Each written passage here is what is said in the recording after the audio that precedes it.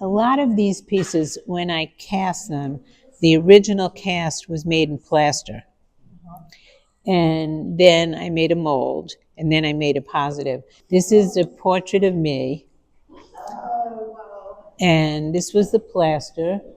One of my favorite paintings is by John Singer Sargent. It's at the Met. It's called Madame X.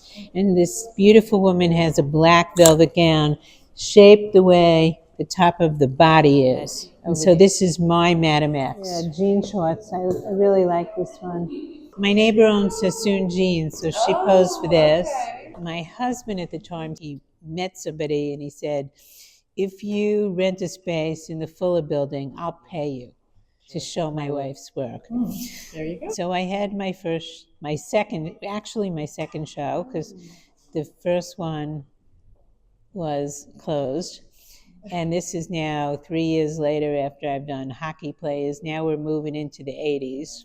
Malcolm Forbes, who was so important in my career, started buying my work. And he was just the boost that I needed to get into a gallery. And then I was thinking, gee, I might as well do guns, but I don't have a gun permit and I don't have guns. But, I was coming off a sexual revolution and I was married at 18, so I needed to express myself. So I called Malcolm Forbes and I said, do you own a gun? Because we were like good buddies. And he said, yeah, I have the Wyatt Earp guns. And I have the whole collection. So I did a sculpture. It's not real, but if you want to pass it around, this was a casting. Oh, it's casting. Oh my goodness. I cast it. It's made out of resin. Now I have offered a first museum show at the Queen's Museum. But you have to put underwear.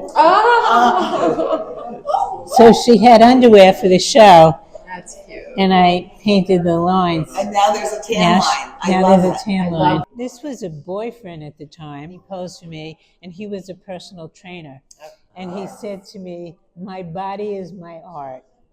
Cast me. Are you still with this No. I'm happily married for the past 25 years. Oh, great. Yeah, there's a documentary being made of my life and a book about the show, and Ariel did a catalog, but the book I told you about is going to be called I Am Mine.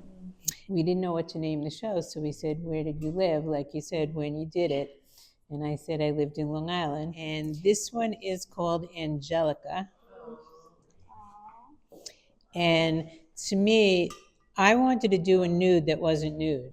So I have her legs together, and she's covering herself. So she got the last laugh. She said, look at me, but you won't see. This is Wendy. And in those days, you could see, like, if her panties were here, you'd see like a panty line, but I pulled them up for the piece. Yeah. And I turned them down, but I have the lines, the line from when the piece had the panties very tight. And this is called Bareback Saddle. I was horseback riding in those days, and this is a bit of my saddle. And I just had a show with Alex Katz. Really? Yeah, in Israel. This is called Lace Panty. This is Looking in the Medicine Cabinet. The last one, and this is Not for Sale. Originally, she had a red tie, but I discovered bling in 2012 when I was invited to be in a show at the Jim Kempner Gallery, and the director said to me, do you have anything with bling? And I said, what is bling? What's bling? I have never gone back. I took the red tie and I covered it with crystals, Eros with the tattoo. In the last few months, I really start to look at people's tattoos and have them show me and ask them, how come you chose that tattoo? And tattoos are actually art.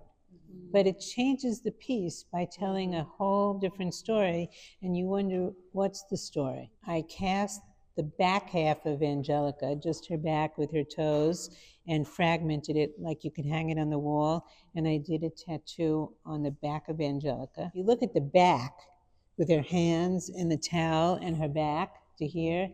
I just did a casting of just her back, put her on the wall, and I'm doing a tattoo on her back.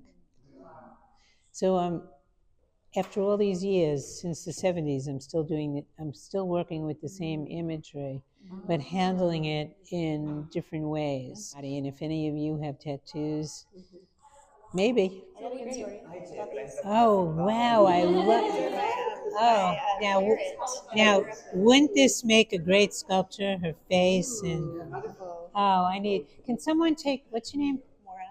Take a picture of Maura and take a close-up of her tattoo. Do you want her to stand in the light? The artist is the last to know why they do what they do, believe it or not. My job is just to do it.